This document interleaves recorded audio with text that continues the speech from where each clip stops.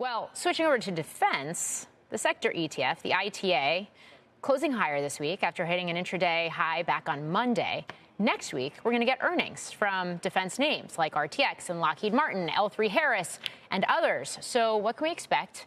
And should you be playing any of these names? Well, joining us now is Jason Gursky from Citi. And Jason, it's great to have you on. And let's start right there, because we do have these secular growth stories, whether it's on the defense side as global spending is on the rise or on the commercial aero side. And now, of course, this whole, I'd say, frontier tech, new mobility trend seems to be poised for an inflection point as well. So what do you like?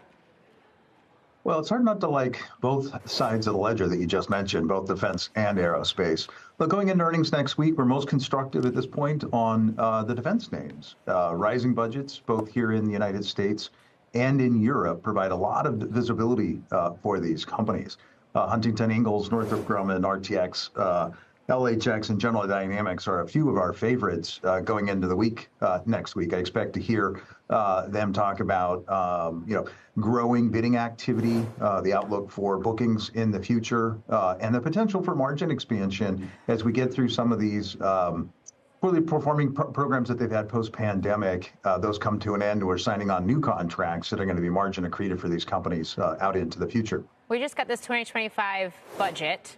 And now, of course, Congress is marking up both a defense policy bill, the NDAA, and the appropriations bill for fiscal 2026. Who stand to be the biggest beneficiaries? Look, I think everybody. It's going to be a rising tide for sure. But look, as you look at the priorities that the president has laid out, air and missile defense, Golden Dome, and those companies that are going to play into that are the missile makers. So RTX and Northrop are two companies that I would point you to. Shipbuilding, right? He has talked about the gap in capacity between ourselves and the Chinese, with the Chinese having many multiples of productive capacity higher than we do here in the United States, and his desire to invest in the throughput and overall capacity of the shipbuilding industrial base, which is why we're constructive on Huntington Ingalls and General Dynamics. International sales, do those become a growing piece of the overall revenue pie for some of these names? Yeah, no doubt about it, right? The Europeans are going to go from, roughly 2.5% of GDP today to 3.5% on pure defense and 5% if you include some of the infrastructure that they're going to use to support the defense industrial base in Europe. Look, the United States has been spending 3 to 5% of our GDP on defense for decades. And we've been investing in new technologies. The Europeans, up until here recently, were sub 2. They don't have the IP, the capacity, the most capable sets of weapon systems. And so I think we are going to see the Europeans buy more from U.S. companies, particularly when it comes to air and missile defense and things like fifth-generation fighters like the F-35.